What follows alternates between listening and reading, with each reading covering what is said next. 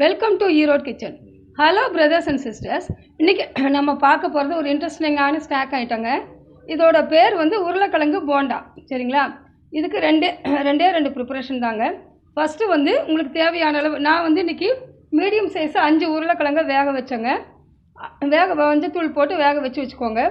அதோட கொஞ்சமாக எண்ணெய் விட்டு ஒரு கடாயில் கடுகு, உளுத்தம்பருப்பு, கடலைப்பருப்பு, பொடியாக நறுக்கின இஞ்சி, கருவேப்பிலை, சரிங்களா, இது எல்லாத்தையும் போட்டு நல்லா வதக்கிட்டு அந்த உருளைக்கிழங்கோட தேவையான அளவு உப்பு சேர்த்து கொஞ்சம் பெருங்காயத்தூள் சேர்த்து இந்த மாதிரி பாருங்கள், நீங்கள் என்ன சைஸு பண்ணுறீங்களோ அந்த சைஸுக்கு கையில் கொஞ்சமாக எண்ணெய் தடவிட்டு இப்படி உருட்டி வச்சுக்கோங்க.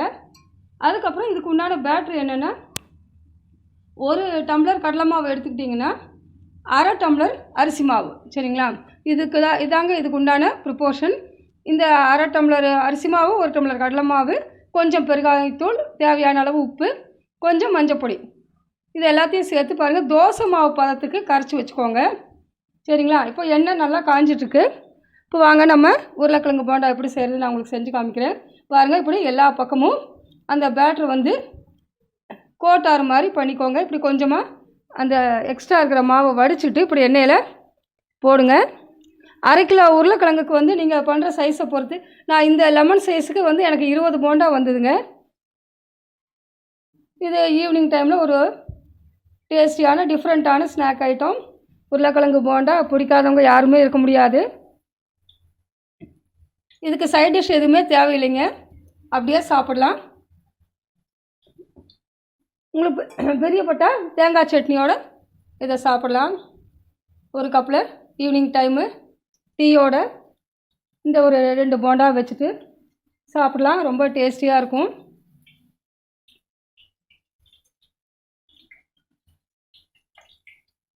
இது நல்லா பொன்னிறமாக வறுபட வரைக்கும், ஃப்ரை ஆகிற வரைக்கும் இன்றைக்கி உண்டான டிப்பை நான் உங்களோட ஷேர் பண்ணுறது. இதில் நம்ம யூஸ் பண்ணியிருக்கோம் இல்லைங்களா இன்க்ரீடியன்ட் கடலை மாவு. இதில் பற்றின கடலை மாவு பற்றின எனக்கு தெரிஞ்ச பெனிஃபிட்ஸை நான் உங்களோட ஷேர் பண்ணுறேங்க. கடலை மாவு வந்து ஃபேஸுக்கு வந்து ரொம்ப நல்லது. இதை வந்து ரோஸ் வாட்டரோட ஒரு பேக் மாதிரி போட்டிங்கன்னா உங்கள் ஃபேஸ் வந்து நல்லா க்ளூமிங்காக இருக்கும். மெயினாக இந்த பிளாக்னஸ் இருக்குது இல்லைங்களா, கருப்பு புள்ளிலாம் வருதுன்னு சொல்கிறாங்க இல்லைங்களா, அதுக்கெல்லாம் வந்து நல்ல இது அருமருந்தாக இருக்கும் இந்த கடலை மாவு கூட பண்ணக்கூடிய பேக்கு. அதுக்கப்புறம் வந்து இந்த கடலை மாவோட கொஞ்சம் வெந்தய பொடி சேர்த்து நீங்கள் ஃபேஸில் பேக் மாதிரி போட்டுட்டு வந்தீங்க அப்படின்னா அந்த கரும்புள்ளி, அந்த அப்புறம் பிம்பிள்ஸ்லாம் வருது இல்லைங்களா முகப்பரு, அதெல்லாம் இது வந்து நல்லா கேட்கும்.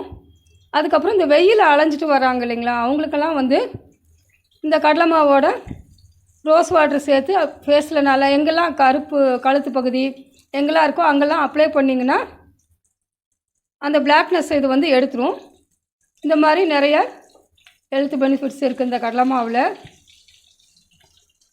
முடிஞ்ச வரைக்கும் இது நேச்சுரலாக இருக்கிறதுனால இந்த ஆர்டிஃபிஷியலாக வர்றதை விட இது மாதிரி நம்ம வீட்டிலையே கிடைக்கக்கூடிய திங்ஸை வச்சு முகத்தை நல்லா பொலிவோடு இருக்கிறதுக்கு நம்ம யூஸ் பண்ணிக்கலாம் இந்த கடலை மாவை.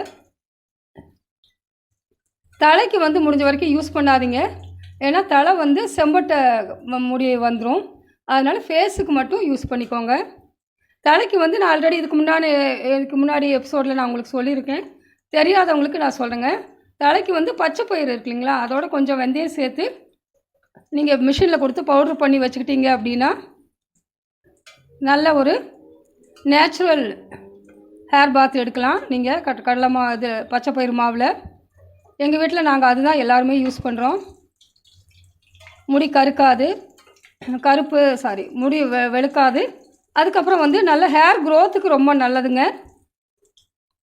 இந்த மாதிரி நேச்சுரல் இதை முடிஞ்ச வரைக்கும் ஆர்டிஃபிஷியலாக கெமிக்கல் இது யூஸ் பண்ணாமல் நேச்சுரலாக கிடைக்கக்கூடிய இதை வச்சு யூஸ் பண்ணிக்கோங்க.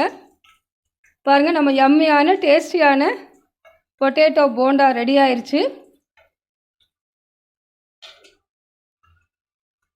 நீங்களே இதை வீட்டில் ட்ரை பண்ணி பாருங்கள். இந்த டிப்பும் ரெசிபியும் உங்களுக்கு பிடிச்சிருந்தா ஈரோடு கிச்சனுக்கு சப்ஸ்கிரைப் பண்ணுங்கள்.